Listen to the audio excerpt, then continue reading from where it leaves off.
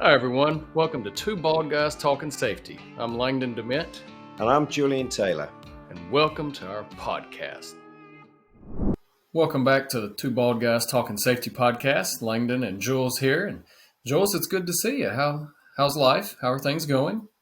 Yeah, good, Langdon. It's good to see you. Yeah. I don't feel like I've been able to play as much golf, I'm assuming, or something. You have a little more of a tan to you than last time I saw you about a month or two ago. Well, I did manage to sneak out of the UK for a couple of weeks, but actually on holiday instead of for work trips, which was great. So a bit of time down in Southern Europe.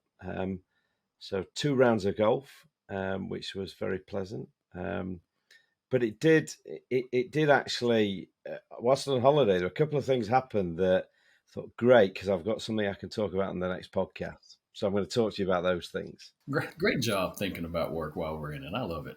Never stop. I'm always front of mind. Yeah. So the first thing was immediately that we arrived. So we arrived probably 11:30 at night, and I booked a rental car. And there's been a bit of a break with holidays because of the C word that we can't mention, COVID. I've just mentioned it. No. So it's been a while since I've driven on the other side of the road, because we drive on the right side of the road in the UK, so everybody else drives on the wrong side of the road. So we're driving on the wrong side of the road, and I'm driving a left-hand drive car instead of a right-hand drive car.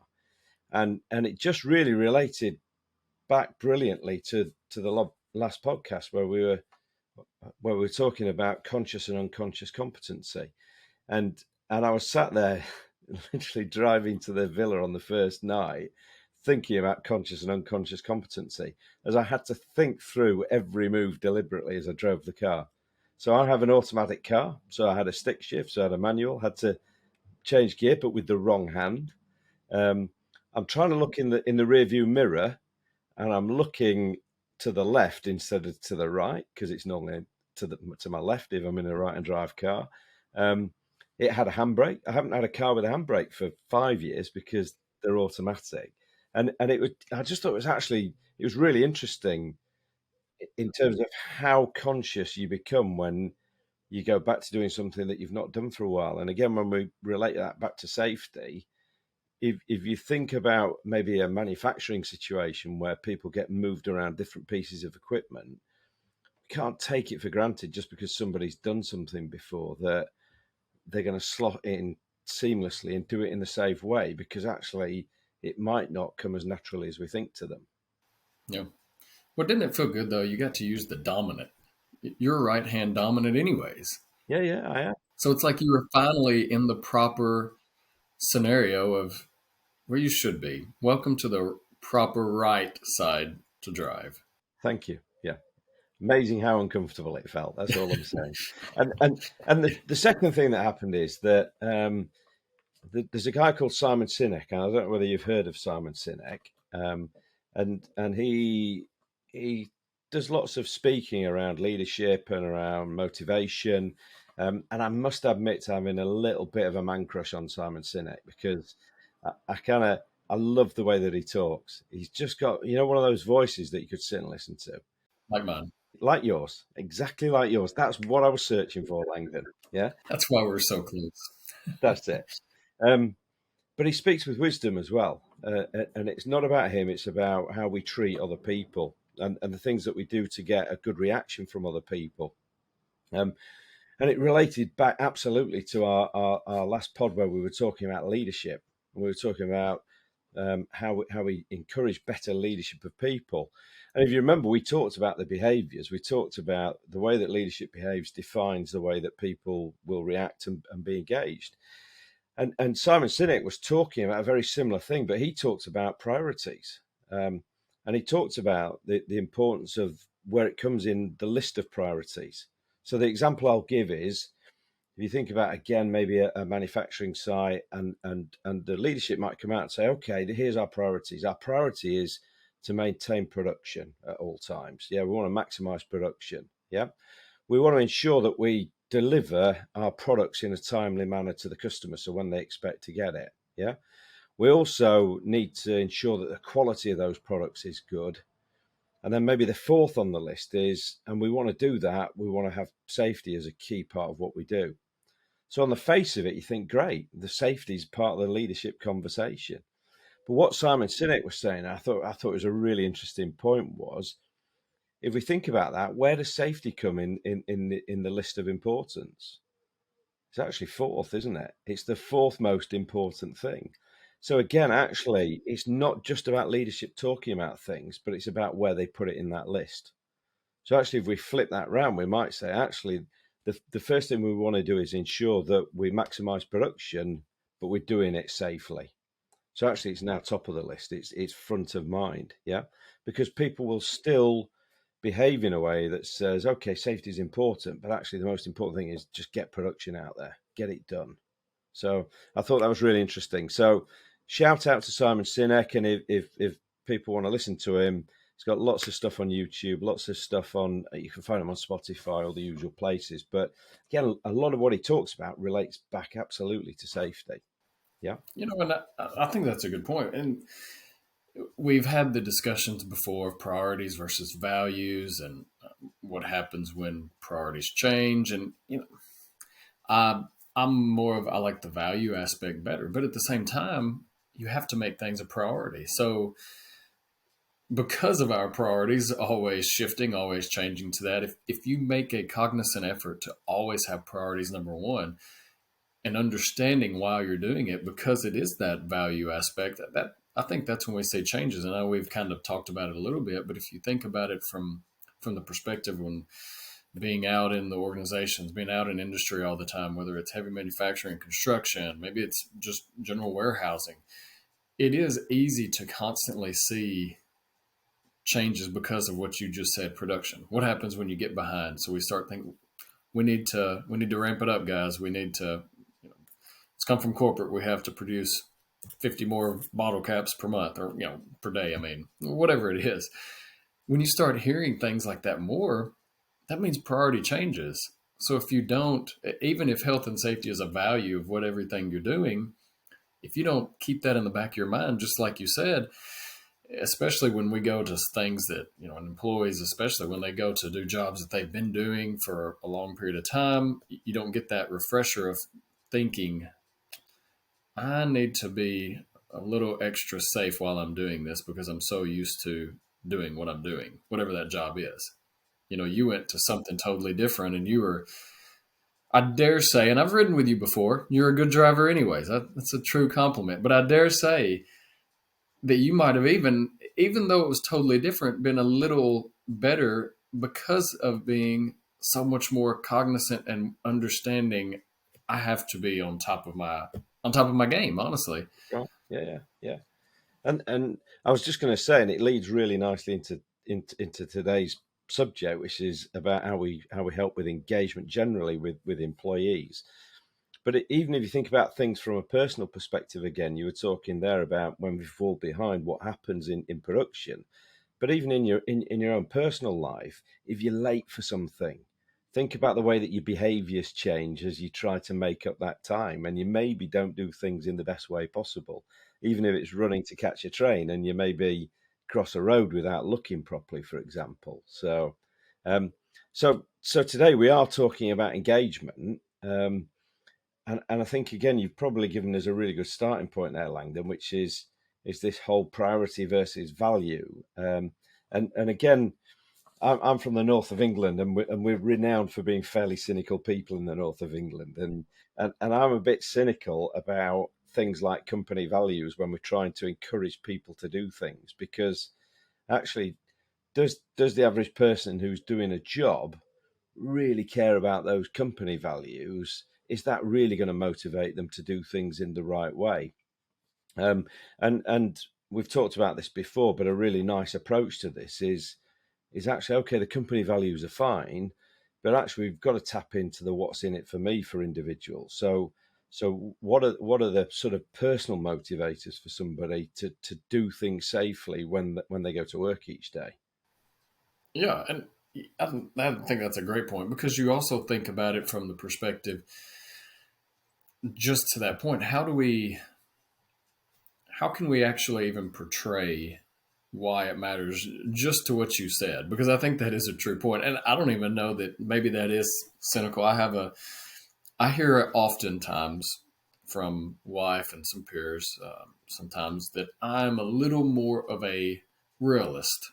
I feel like I'm putting that in a nice way. I mean, at the end of the day, it is what it is. I might want to buffer or try to clean up things, but it is what it is. And I think that's pretty. I think that's pretty much across the board when you really think about it. Whatever organization, I know I've used that example when I was building the playhouse, the little treehouse playhouse thing for my daughter. How many times I would cut corners, and meaning I would not in the building. It's built very nicely, but how many times, if I don't have my safety glasses, they were in the garage and I was back here, and it was super hot here in Tennessee in the middle of summer. Like, well, I can just kind of, all right, we're good. And you do things like that because of, we make that assumption that we've done the job, we know what we're doing, it's not a big deal, we can tack it on at the end.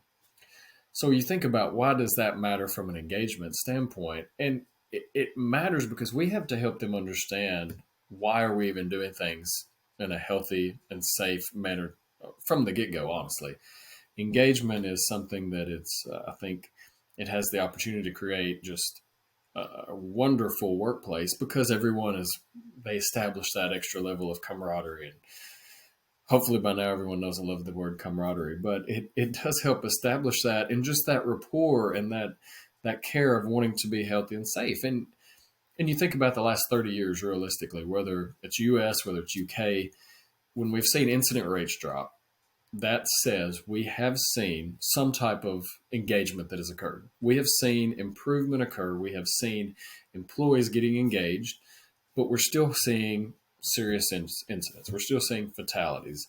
They haven't adjusted as much. We're still seeing incidents.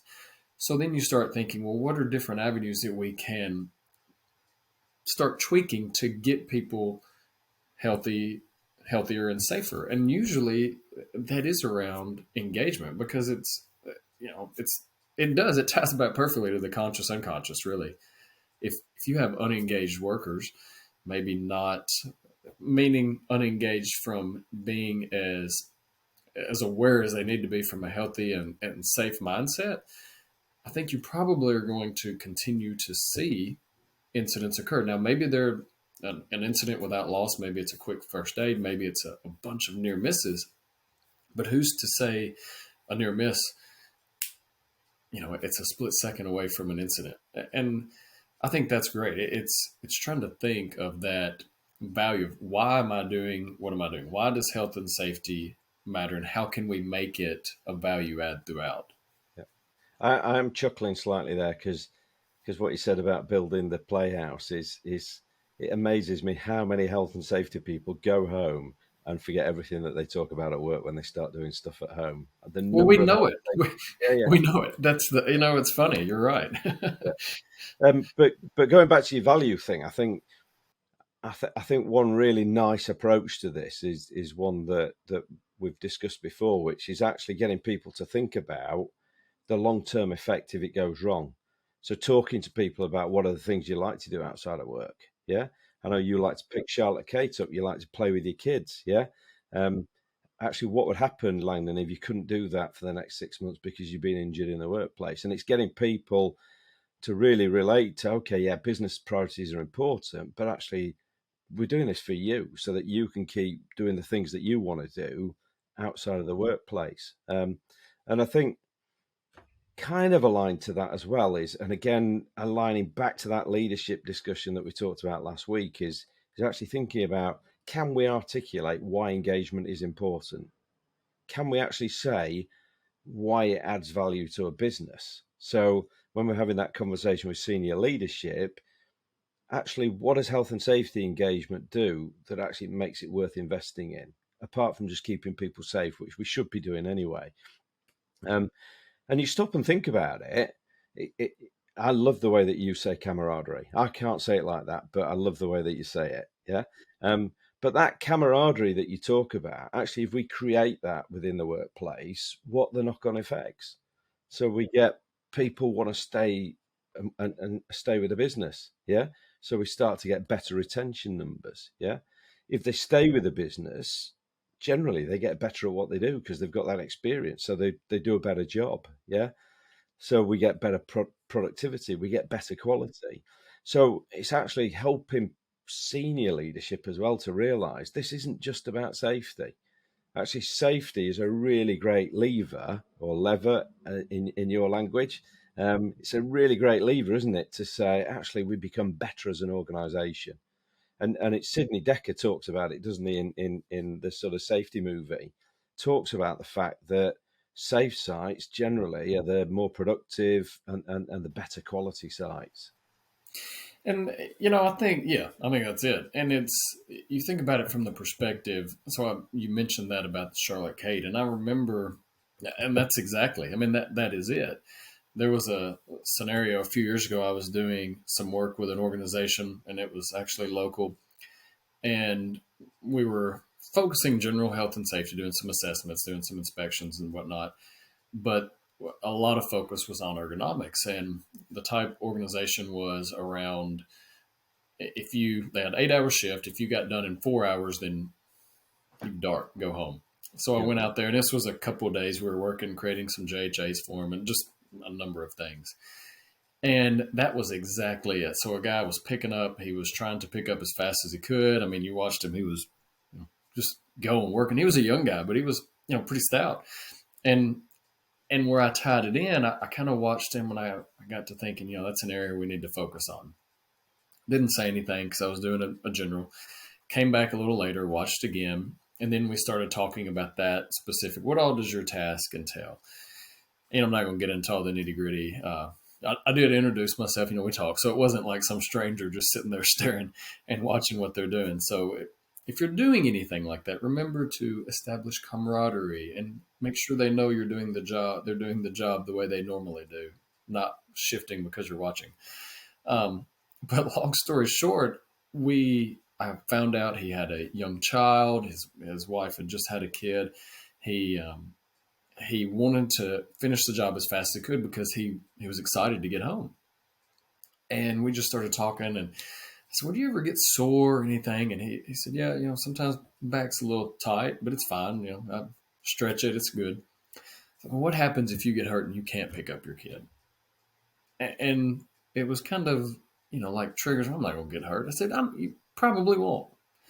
But what happens if you did? And you start thinking about that scenario, then we have affected, if he gets hurt at work, his home life is affected because he's not going to be able to pick up his child for a given amount of time, hopefully, not long.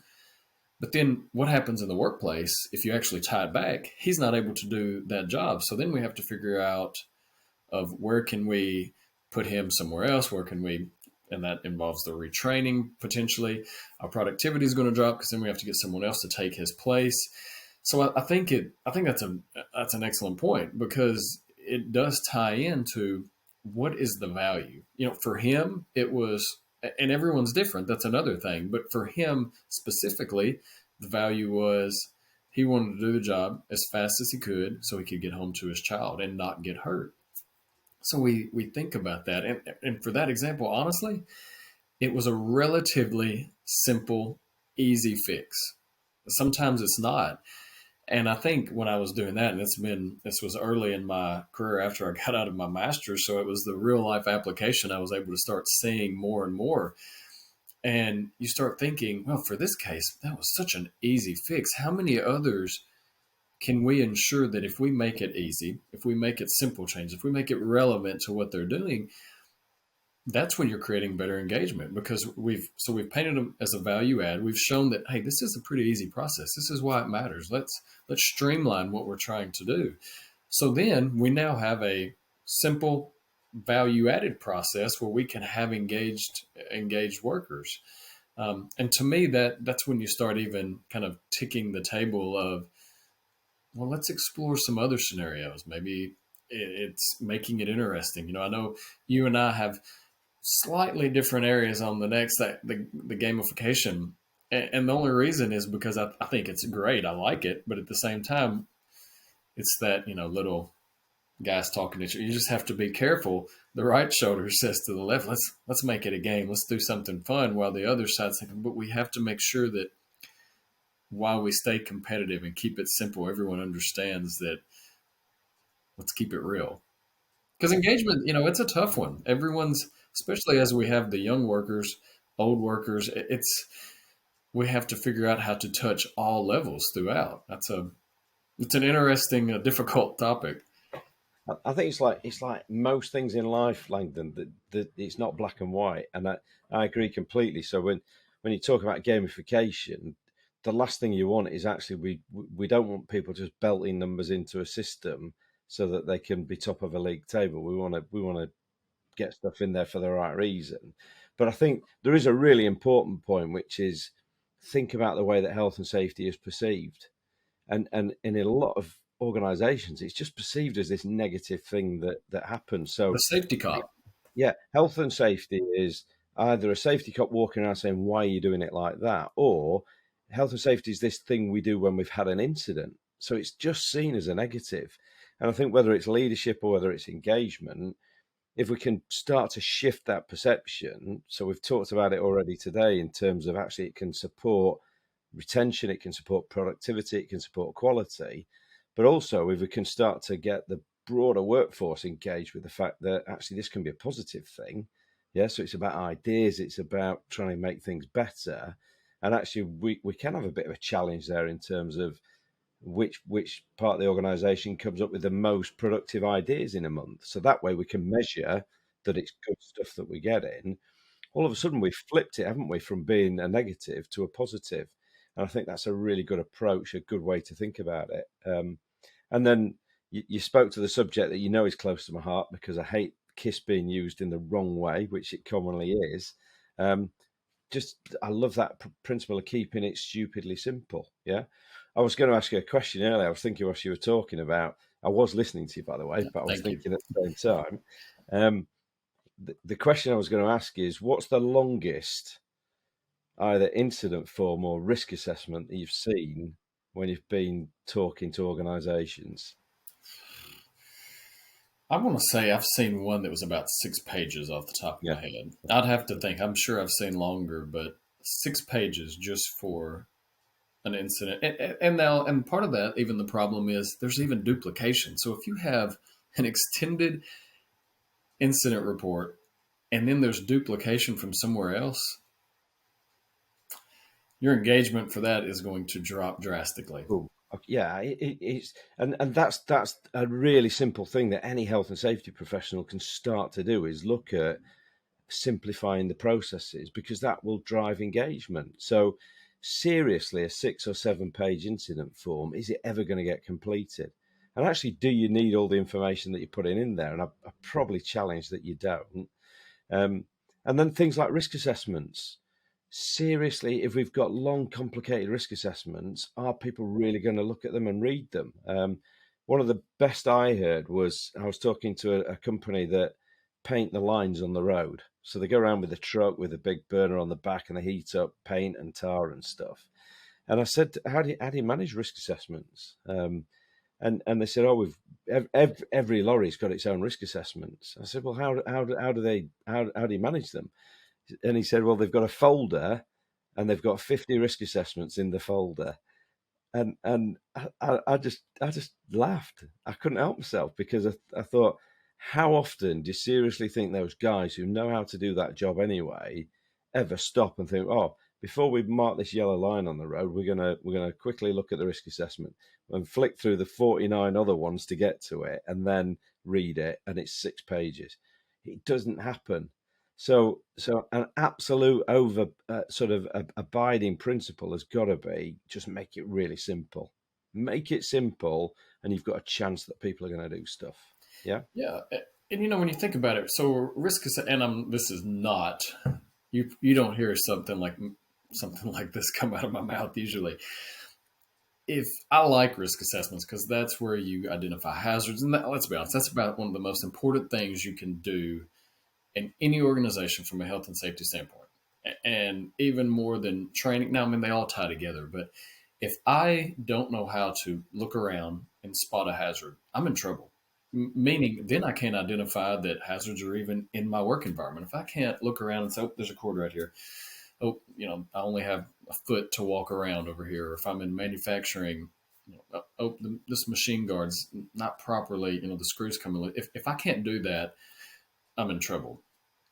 That being said, a lot of it, and you have to spin it. And you said something a moment ago about the negative aspect, and that's so crucial because if we're constantly being the safety cop, so we're trying to establish engagement, we're trying to create better camaraderie, better reporting, better communication, but we focus on, let's say we do a risk assessment and then we look at it and we kind of, maybe we don't spin it in a positive, we don't spin it in a negative. It is what it is.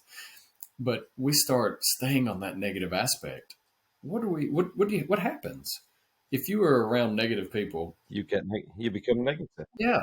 So we get so caught up in that. And that's, the more I think about it, the more, and you and I've talked about this for probably since I've known you, honestly, if we can create positive, so just spin these tidbits, make things positive versus the negative, that's when you start having a culture that is positive, and then it can continue on. So if we look past the negative, oh, Jules wasn't wearing his safety glasses properly, or I noticed that, the seatbelt was broken. God, they never fix this seatbelt on the forklift.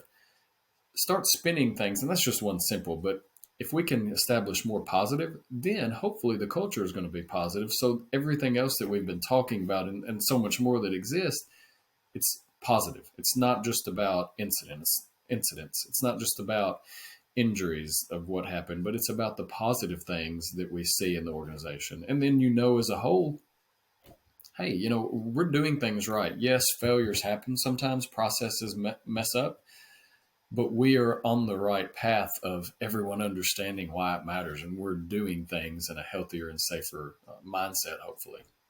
Absolutely, yeah. It's. I love that point you make about actually if other people are negative around you, it tends to suck you in. So I think that's a really, really important point for people to be taking on board. Um, I was just thinking as you were talking again that we maybe need to talk to marketing. We could have a little competition, couldn't we? So maybe somebody wins a coffee card if they can count up how many times we've used the word camaraderie in today's pod. I think we would have to go back and count myself. No, but this has been great, Jules. And for a recap, so what do you think? We could probably narrow it down to four main. I mean, this is tough. We're going to narrow this down to four. After listening to Simon Sinek, let's not put numbers against them. Let's prioritize them all. Okay. Yeah. Okay. So Simon, I'll give you one. You give me one. I I'll like give it. you one. You give me one. Okay. So firstly, tap into the what's in it for me. So what are the personal things that are important to them, and let's help them to understand safety is going to help them keep doing those things. Yes. And as you're making that value add, keep it simple. That's a huge one, but just keep it simple so it can be replicated so people can understand why it matters. And so keep it simple and also make it interesting. Yeah. So how can we make it interesting? Again, how can we align it to maybe their work situation or their world? Yeah. Yeah. And finally, let's keep it positive.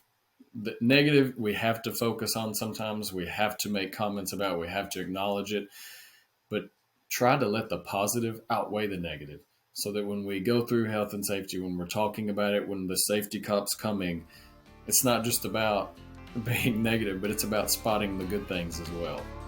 Hey everyone, really appreciate you tuning into this episode of Two Bald Guys Talking Safety. Please follow and subscribe to wherever you stream your favorite podcast, or visit us at evotics.com. And if you want to see how follically challenged we really are, come and check us out on YouTube. If you've got value from the podcast, please go to Apple Podcasts, and in the review section of this podcast, if you could leave us a review or a rating, that would be great. And as always, everyone, while you're going about your days, about your normal lives, stay safe out there and watch each other's back.